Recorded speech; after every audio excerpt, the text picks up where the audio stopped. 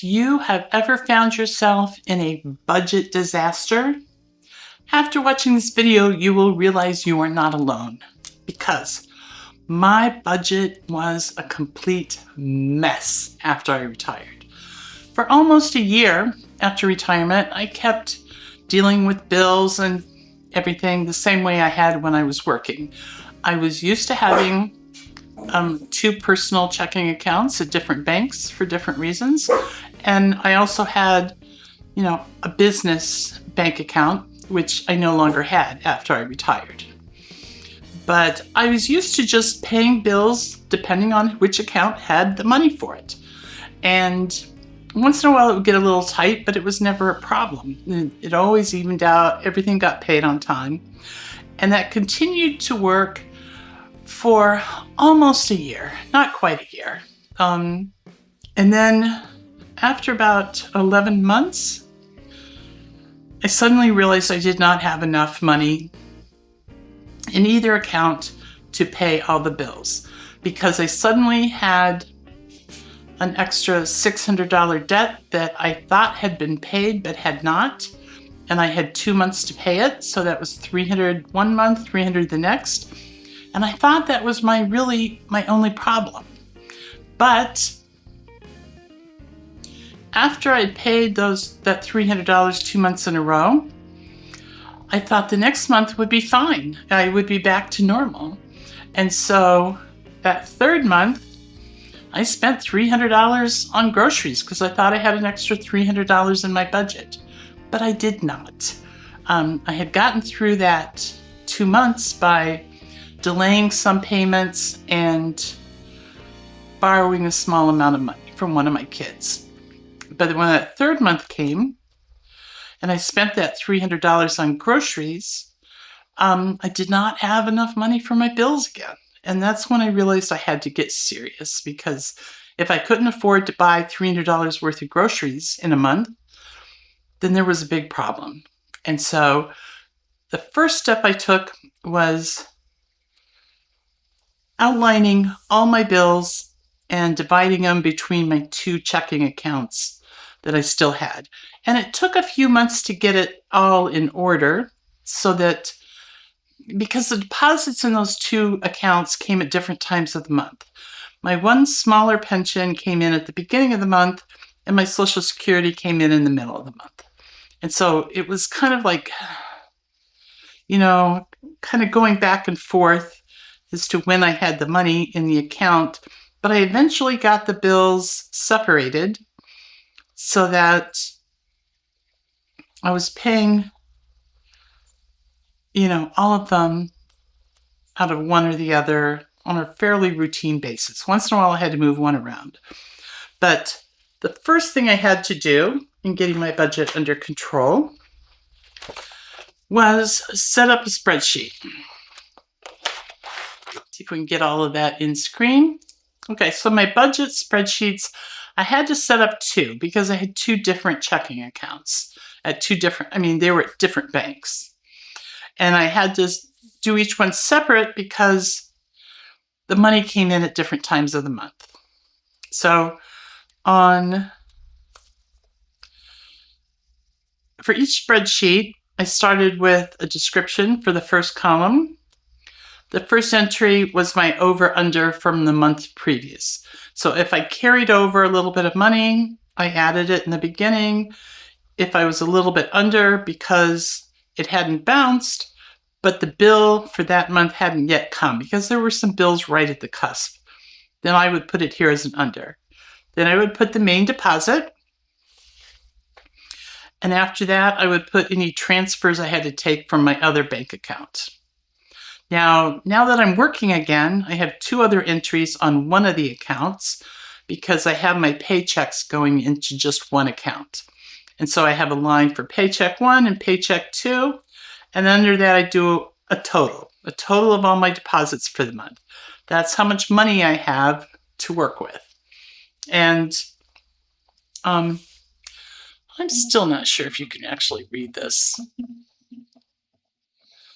me just see part of it here. Okay. Then underneath that started all the bills. I start with all the auto pay debits, and they're ordered in the date that they get paid, starting with the one earliest after the main deposit, not the paychecks one, but the main deposit, because there's a main deposit on both accounts. And then they go down, starting with the earliest one paid after deposit down to the last one in that payment cycle. Then after that, after all those, and I also put next to the payment, the creditor, whether it's, condo fees or insurance or whatever it is, I put the date that it's due or the date that needs to be paid in parentheses so I can keep track of them. If I look at my bank account and I look at the list, I can tell where I am in the cycle. After the last ones in that auto paid are done, then I add any amounts I need to transfer to the other bank account, and then the rest of the bills are in order chronologically as to when they need to be paid.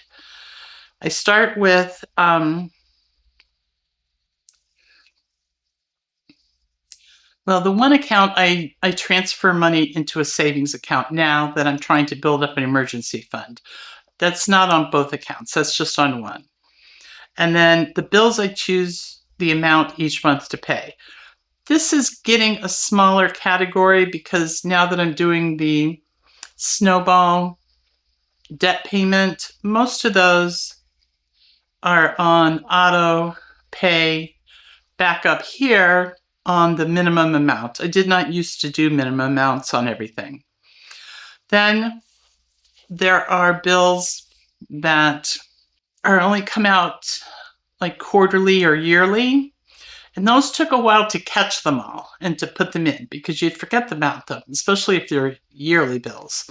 But like, for instance, my Varmint Guard, which is the exterminator bill, comes quarterly and it's about $170. And that was too much to absorb all in 1 month. So I started another category down here called rollovers. So on the Varmint Guard, it's paid every 3 months. So on the first month after it's paid, I have a save for varmint, and my pen's dying.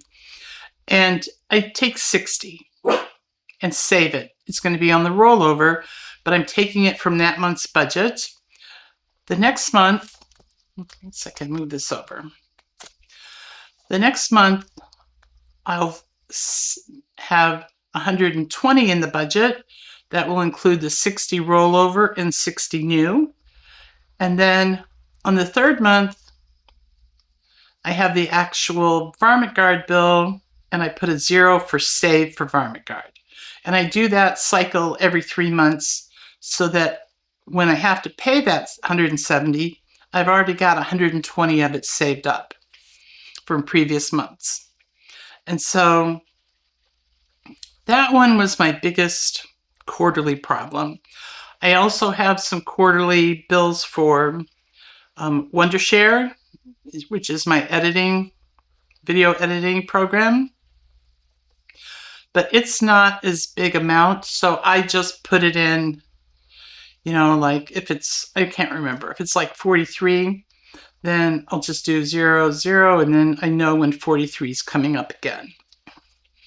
And the Wondershare also has a yearly one, and so I put zeros in here. It's still not very big, and then I will put back in one of the last columns the next date it's due. I've also added in new categories now that I'm doing the snowball and the savings challenges.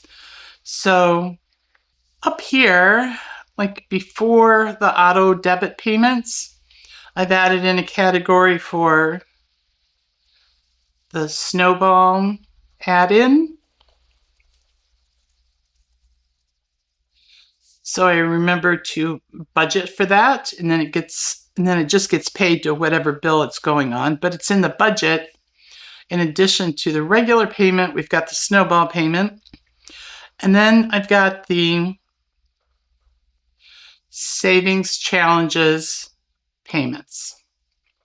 And those change every month depending on how much I've saved in the savings challenges for the month before. So those are new categories that weren't there before.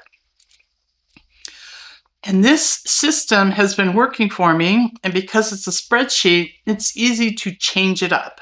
All right, so if I find that one credit card I put in one is always running kind of tight, but I've got money for it in the other one, I'll switch it.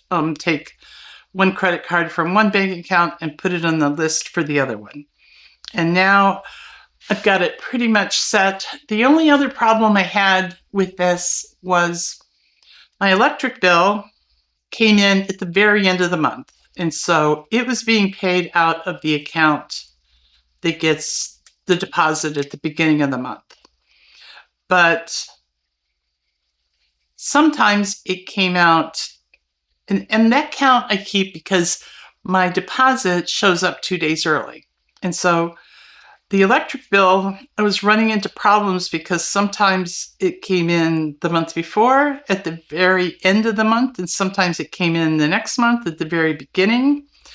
And I ended up having for a while 2 entries for when it was at the beginning of the month and when it was at the end of the month, because I needed to catch up how it was getting paid. Once I had the accounts in better order, I just left it at the end of the month.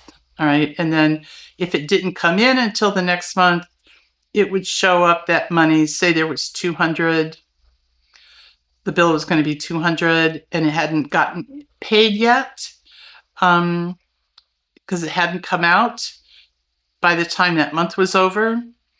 I would just leave that money in the account with that rollover to the next account.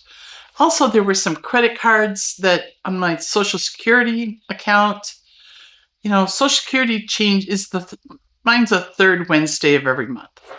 And that can be anywhere from like the 14th or the 15th down to the 21st. And so all those bills that were in that 14 to 21 days or dates ran into problems because sometimes it would come in right at the end of the previous cycle, but then it would also come out, some months it was getting paid twice and it really didn't work out.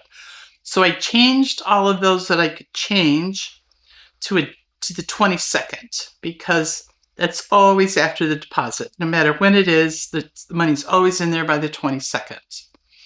And if they wouldn't let me change it to the 22nd, then I would put it in, before the 14th so that it was always being paid before a new deposit was made. And so those are all pretty much straightened out now. So they're always in one or the other. Or I could change it to the other bank account where the deposits come in at the beginning of the month. But most of them let me change it to the 22nd. And so it always gets paid as soon as the deposit's made. So that's kind of how I set up the budget in the spreadsheets. Is it the easiest way to do it? No, but my finances were really confusing at this point. And it let me get a handle on the total money coming in and the total money coming out, because the last line was the total of all the bills, the debits, whatever, all the payments. And I could tell just by looking at it, did I get enough deposits in to pay all the bills that are listed on the spreadsheet? If not, where am I going to find that extra money to cover this? Since I had money coming into 2 accounts, I could either move a bill over or I could transfer a little bit. And after I got a job and I was getting paychecks, it's been easier to kind of catch up on the one by just moving some money in from each paycheck. So that's how I've got it set up. Now, in my debt video, I talked about the debts. And well, this is why I'm not showing, you know, the actual spreadsheets, because there's just a lot of figures. I wouldn't really be able to make heads or tails out of them on the video. Plus, I would need to have a little bit of privacy. But onto the good news in my budget, because this isn't debt, this is savings. I had no money in my savings account. So in February this year, I had 0 in my one savings account. By April, I had 3, and by May, I had 13. And then I started trying to include $10 in the monthly budget. So it went to 13 and 23. And then 1 month, I could only add 7, so then it was 30. And then I got savings challenge from August. And so I was able to put in 19, so it went to 49. And then the next month, the CT is my checking transfers. So here was 10. This one was from my August, I think. I'm not really sure. I think this was from the August, but it got paid in September. So, but I'm not quite sure how that worked. But so there was no savings challenges added in this month, but it was at 59. And then in October, I added in the savings challenges, and in November, I added in the checking transfer from the budget and the savings challenges. So in this one, we're going to start with where I was. So my savings tracker that's going to be on the next page, I started it with the July figure, and that was $30. This one I downloaded from Etsy, and each of these little parallelograms equals $2. The goal is to save $1,000 for my emergency fund, and since these were $2 each, I colored in 15 of them, so this represents 30. In the next video, I will color in, I already know how much it is, so I will color in enough to get to here, which will be 49, and so forth. But that's where we're starting from, with the figures from July, the beginning of August. Okay, so that's where that one is. And I have additional print-offs of it in case I make a mistake. And I've got another one for after I get 1,000 saved, I could save a second 1,000. My goal right now is to get to 1,000. And how long that's going to take depends on how long I'm able to keep working, I think. It's going to go a lot slower if I don't have a job. So that's how I'm getting my budget under control. Just putting everything in order does not solve a budget problem. In my next budget video, I will show you how I needed to either reduce my bills or increase my money. And reducing my bills was easier than increasing my money. So in my next video, I will show you all the things I cut out of my budget to try to make these figures work. But today's video is just on getting it set up and seeing how big the problem was. And the problem was really big, okay? Until I started getting rid of some of the bills, I never really had enough money to cover everything. And I did have to borrow money from my son, small amounts, but multiple times to get things paid. So that's where we are on my budget, just setting it up, getting into a spreadsheet to find out how big the problem was. And next budget video, I will show you how I cut out expenses to make the budget work, start to work. Let's put it that way, start to work. So thanks for watching. This is not a very uplifting video because if I look back at my old spreadsheet figures from earlier in the year, I never had enough money.